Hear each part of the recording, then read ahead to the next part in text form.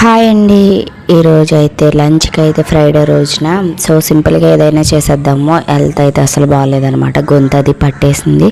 So ఇంకా పొట్లకాయ తెప్పించుకున్నాను, దాన్నే ఇంకా కర్రీ కింద చేసేద్దామనేసి కట్ చేసి పెట్టుకున్నాను. సో ఆయిల్ హీట్ అయిన తర్వాత కొద్దిగా జీలకర్ర కరివేపాకు వేసుకుని ఆనియన్స్ సన్నగా కట్ చేసుకున్న ఆనియన్స్ని బాగా ఫ్రై చేసుకోవాలి. సో ఈ కర్రీ ఏంటంటే పాలు వేసుకుని చేసుకుంటే చాలా టేస్ట్గా ఉంటుంది.